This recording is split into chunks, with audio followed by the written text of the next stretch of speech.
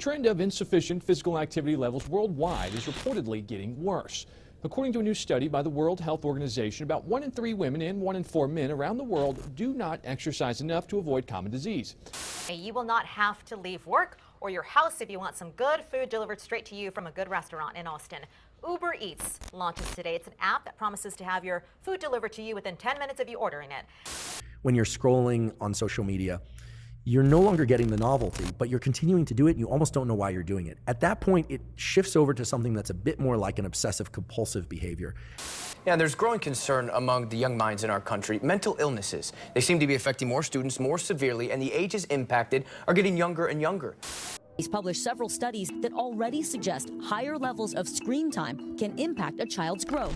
One result that keeps showing up: parts of the brain related to reading, language, and decision-making are often weaker in kids who have more screen time. In our modern world, everything is designed to make life simpler, easier, and more convenient. We have instant food, endless entertainment, climate-controlled environments, and an escape from nearly all forms of physical struggle. One might even say that this has always been the ultimate goal of human innovation. After all, it seems like progress and modernization has always been about reducing hardship and maximizing comfort.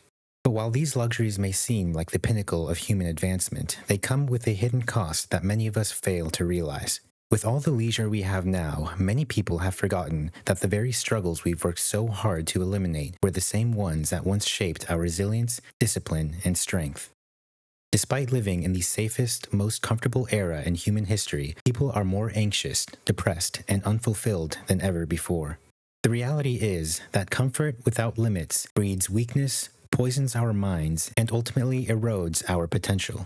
But is this truly the destiny of modern humanity? A future where comfort numbs us into a hollow existence? Are we really doomed to become prisoners of our own inventions? Absolutely not. It's not too late to break the cycle, to rise above mediocrity and reclaim a life with purpose. In this video, we'll explore how comfort is quietly eroding our society, but also how we can push back against this and even use hardship and struggle as a tool to transform our lives for the better.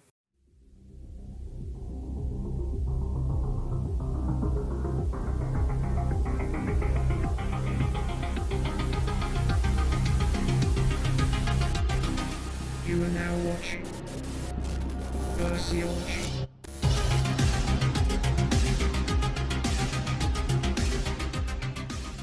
For nearly all of human existence, survival itself was a full-time job. Our ancestors lived in a world where hunger, harsh weather conditions, and physical exertion shaped every waking moment. There was no grocery stores like Costco or Trader Joe's at the time to satiate their cravings. There was also no Uber Eats or Grubhub to deliver food to their doorstep. The hunter-gatherers of the past had to trek miles for a single jug of water.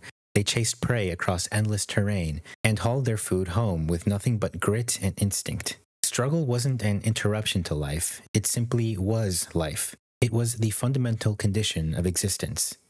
In his book, The Comfort Crisis, Michael Easter describes how early humans were essentially professional athletes whose livelihood required them to be physically active. But today, most of us barely even move. For most people, their daily routines consist of sitting in a car during their commute, sitting behind a computer to work, and then laying down once they get home to wind down and relax. Michael Easter also pointed out how historians have concluded that the average person logs less physical activity in a week than our ancestors did in a single day. And the consequences are seriously alarming. Obesity, chronic disease, and psychological fragility that makes even minor inconveniences feel unbearable. When we feel stressed, depressed, or anxious, most of us don't really pause to examine it or embrace the feeling and allow it to run its course. Instead, we reach for the nearest source of instant relief: doom scrolling, ultra-processed foods, alcohol, drugs, and endless entertainment. These quick dopamine hits have become our default coping mechanism, but the human brain was never designed to manage this level of continuous stimulation. In Dopamine Nation, psychiatrist Dr. Anna Lembke explains that we're living in an era of unprecedented access to pleasure. Our reward circuits evolved for environments where dopamine was scarce, but today we can trigger those same circuits thousands of times a day with pretty much no effort at all. According to Lembke, this creates a chronic imbalance. Every time we flood the brain with high-intensity pleasure, the brain must counteract it to maintain equilibrium. And over time, this leads to a reduced sensitivity to dopamine itself. This process is known as dopamine downregulation. It's when our brains reduce our dopamine receptors in an attempt to maintain homeostasis. And the result is that over time, ordinary activities that once felt meaningful barely register at all. Reading, working, sitting quietly with our thoughts, or even just existing without stimulation starts to feel uncomfortable, or maybe to some, even unbearable. The issue isn't that these activities lost their inherent value, but that our internal expectations and threshold for dopamine have been pushed so high that normal life can no longer satisfy our demands. Michael Easter calls this comfort creep. When our basic needs are met with almost no effort, our natural drive for achievement begins to fade. Why take risks? Why push ourselves? Why reach for something greater when endless pleasure is available instantly at the tap of a screen? But the irony is that in chasing constant pleasure to avoid discomfort, we don't actually create a happier life. We create one in which lasting, genuine pleasure becomes harder and harder to feel at all. A life devoid of struggle is not a life of peace, but a life of quiet desperation. A major issue is that modern society labels discomfort as inherently negative. Some schools, to protect sensitive students, offer them a special room called a safe space. Safe space, right? Their little place they set up with the teddy bears and the Crayola. She's not kidding. A columnist reports that the safe space at Brown was a room equipped with cookies, coloring books, and a video of frolicking puppies. If you want like a space to like decompress after this event, there's going to be a space in Wilder. Safe space is where cultures go to die.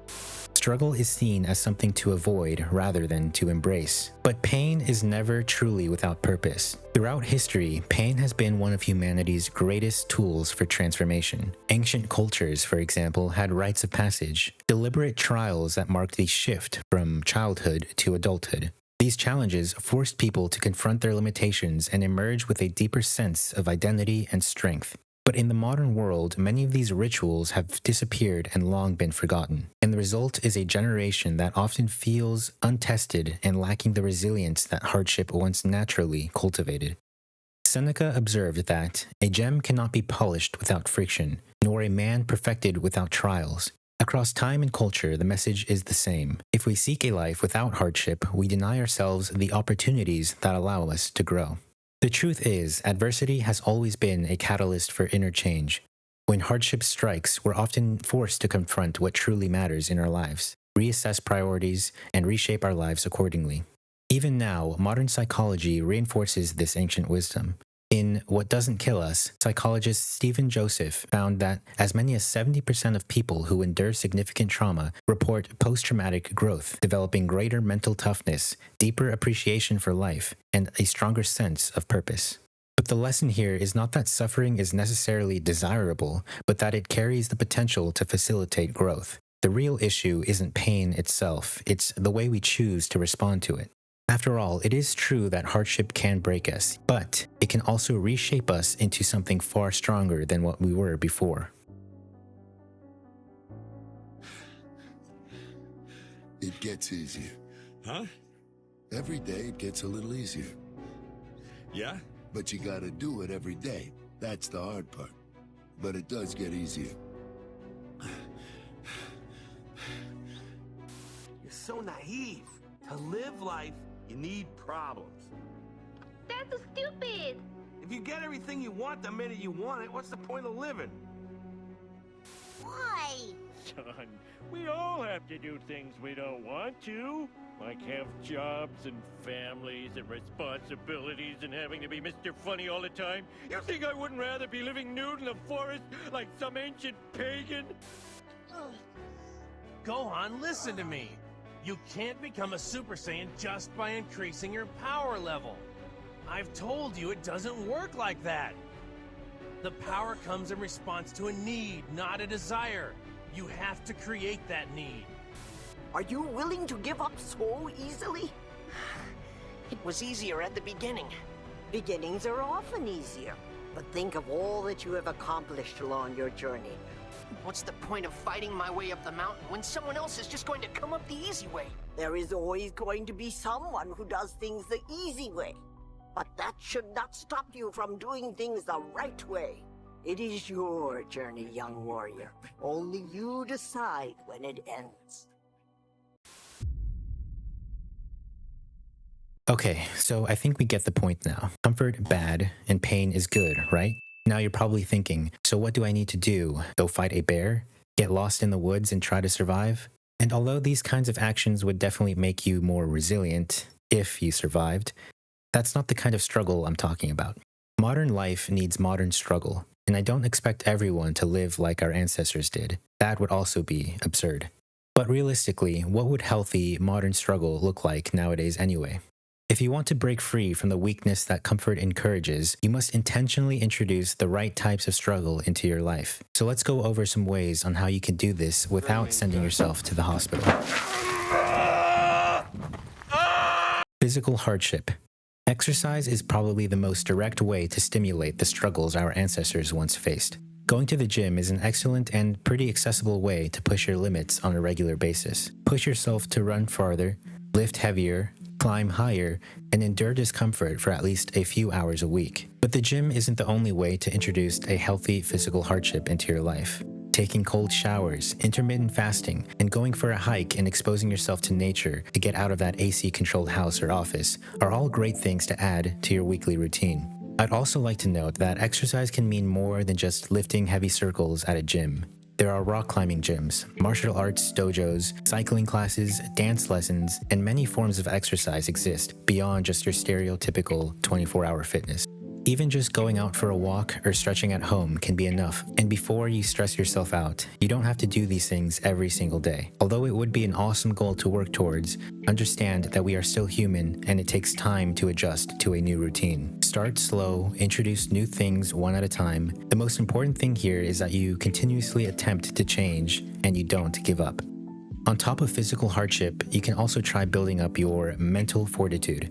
Limit your exposure to easy dopamine. Probably the most important thing that most people can benefit from nowadays is to reduce social media doom scrolling as much as possible. And definitely stop binge watching online content in general, because let's be real, most of the stuff on the internet is just mindless entertainment anyway. Unless, of course, it's my channel. Instead, we should seek new challenges. Learn new skills like cooking. My mom, for example, just started learning how to make her own sourdough bread with sourdough starter, and she absolutely loves it. It's fun, and it makes a delicious treat for everyone. But you can also do things like reading. If you find a topic that you really like, you'll be surprised how addicting reading can be. Maybe not at first, but over time, it'll get easier and easier to pick up a book instead of your phone during your downtime. Or you can also engage in creative work. Before I started this channel, I literally knew nothing about video editing, and I absolutely hated writing. But slowly, I'm learning to get better at both. At least, I hope I am. Essentially, what we're trying to do with these new practices is develop discipline. M. Scott Peck said it best: self-discipline is self-love. Do what needs to be done even when you don't feel like it. The honest truth is that most days it's going to be tough and you're not going to want to do any of these things. Your mind is always going to be giving you the most perfect excuses you'll ever hear, but you're going to have to get used to silencing that voice in your head. It's like jumping off a cliff. It's terrifying at the top, but once you let go, you'll see that it'll be over in an instant, and you'll come out of the situation feeling so much better about yourself because you set a goal and accomplished it.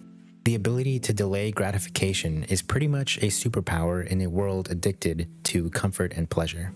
Embracing challenges and pushing yourself out of your comfort zone doesn't just strengthen your mind, but it also prepares you for the real hardships that life will inevitably throw your way. Struggle is not a matter of if, but when.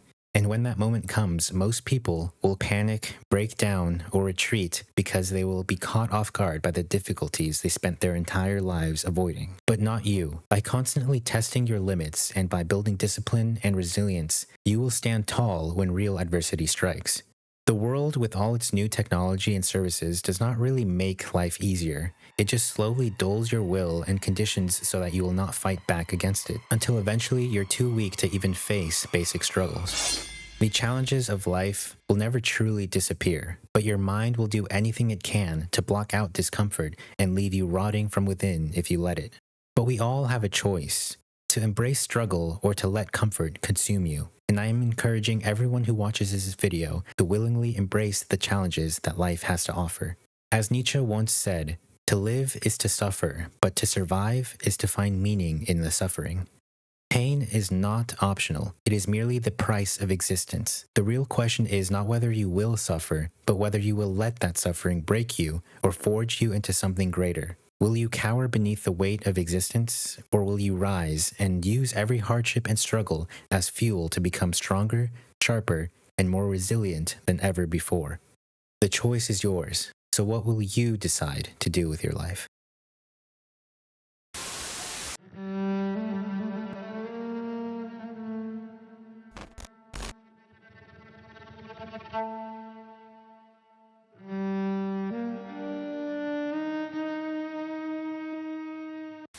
Comfort feels safe, it feels easy, it feels like the right place to stay.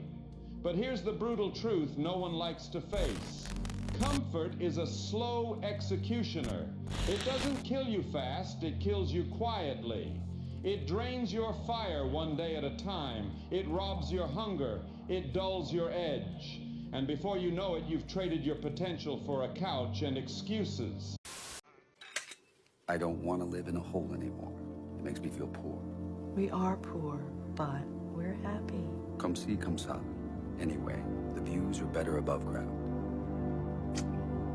Honey, I'm 7 non-Fox years old now. My father died at 7.5. I don't want to live in a hole anymore. And I'm going to do something about it.